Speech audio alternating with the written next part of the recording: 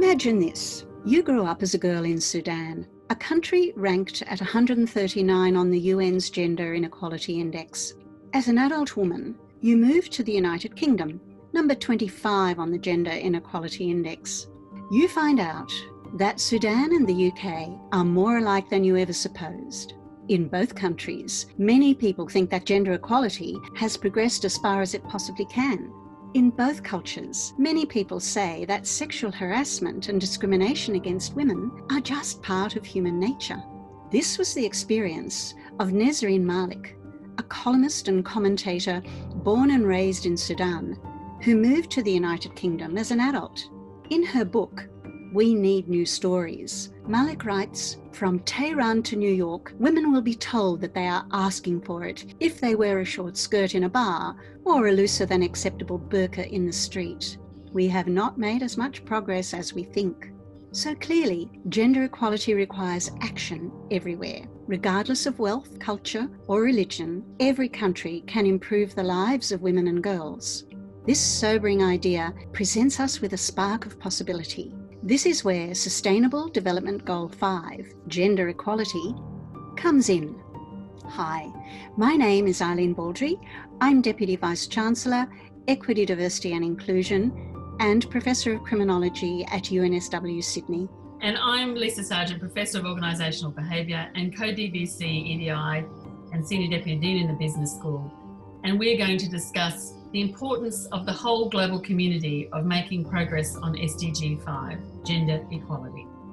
So the goal of SDG 5 is to achieve gender equality and empower all women and girls. This means providing women and girls with equal access to education, healthcare, decent work and representation in political and economic decision-making processes.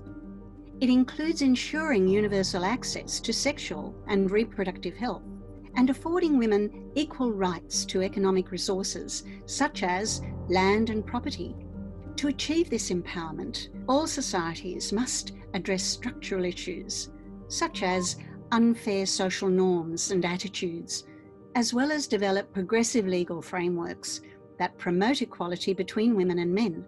Achieving gender equality will also fuel sustainable economies and benefit societies and humanity at large. A 2019 research discussion paper from the United Nations Development Programme marks SDG 5 as an accelerator for achieving many of the other SDGs. This means that achieving gender equality will lead to more rapid progress towards achieving the 2030 Agenda through promoting economic growth and labour productivity, reducing poverty, enhancing human capital through health and education, attaining food security, addressing climate change impacts, strengthening resilience to disasters, and ensuring more peaceful and inclusive communities. In our own UNSW community, working to prevent any form of violence against women through prevention training, reporting and support systems accelerates many of the SDGs. When women are free from gender-based violence, they are more likely to complete their studies successfully, helping to achieve SDG 4, quality education, go on to gain decent work, progressing SDG 8, and contribute to SDG 16, peace, justice, and strong institutions. These violence prevention approaches at UNSW are developed in close partnership with student organisations and our staff, so are bottom-up and highly collaborative, making them far more likely to be activated by our students and our staff. Here's another example of how progressing SDG 5 can accelerate SDG 8, decent work and economic growth.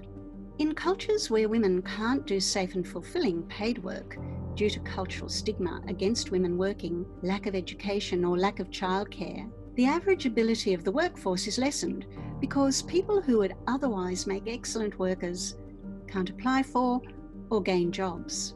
This limits the development of new ideas, which stymies economic growth.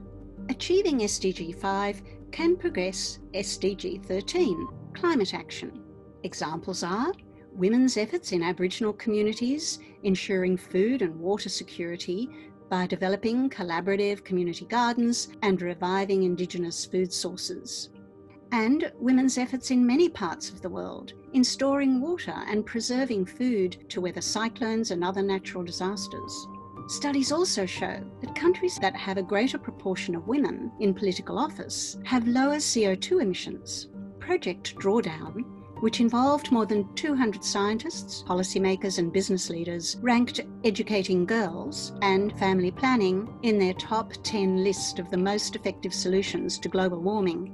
Involving women in climate change efforts and drawing on their specialised knowledge is key to achieving sustainable development.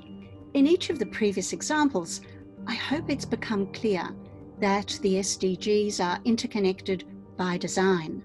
Multiple perspectives and stakeholders working together is the only approach that will have sustainable impact. As you can see, there are key themes running through the SDG 5. Women in leadership is fundamental to social and economic progress. Ensuring women's full and effective participation and equal opportunities for leadership at all levels of decision-making in political, business and public life is essential, as are systems to track gender equality. So have we made progress in Australia? We have, with very similar participation rates for women on corporate boards and in Parliament, 29% and 28% respectively. However, as the percentages suggest, with less than a third of leadership positions held by women in government and boards, there is much further to go. 39% of countries worldwide have used some form of quota system to increase representation in politics, and 47% of world business leaders are in favour of gender quotas on corporate boards. You can't be what you can't see. Outlawing gender discrimination can only ever be part of the strategy. To use an example, Target 5.3 calls for us to eliminate child, early and forced marriage. Women who married early often can't practice family planning, meaning that they have more children than they can afford to raise. They may have chronic health issues or be at greater risk of domestic violence than women who delay marriage. Why would anybody do this to their daughter? Well, in areas affected by poverty, early, forced or child marriage is the only way families can secure a daughter's future or protect her from sexual assault. If violence against women is an everyday part of life in your community, or if you don't have the money to support your child, then what else can you do? Outlawing child marriage doesn't take away the circumstances which lead people to practice it. And so, what is the outlook and the solutions? There's so much that people of all genders can do to help achieve gender equality. You can call out sexism in your school, university or workplace, or create art that calls attention to the harmful effects gender inequality has for people all over the world. You could join He for She, a movement for men and people of all genders to stand in solidarity with women to create a bold, visible and united force for gender equality. The Women's World Wide Web, or W4, is a platform which crowdfunds to provide training to girls, women and families, schools and wider communities in areas like economic empowerment, food security, microfinance, advocacy, sexual and reproductive health, and emergency relief. For example, W4 works with Carrefour Development to protect girls in southern Togo from child marriage, while also promoting the education and empowerment of young women who were married as children. They train and support young women to earn their own incomes through sustainable activities like bee farming and tree planting. Why not check out W4's website? They have dozens of projects which need monetary donations and volunteer e-mentors to provide guidance and expertise in areas like finance, legal assistance, translation work, or web development.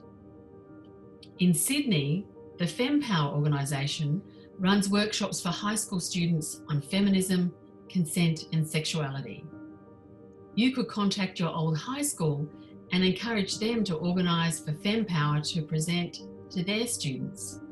Or you could start a similar organisation in your own town to help kids and teenagers fight for gender equality.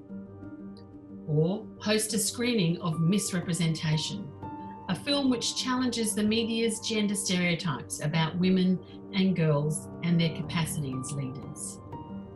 Accelerating and achieving SDG 5, women's equality, is essential to creating a better, fairer, and more sustainable world.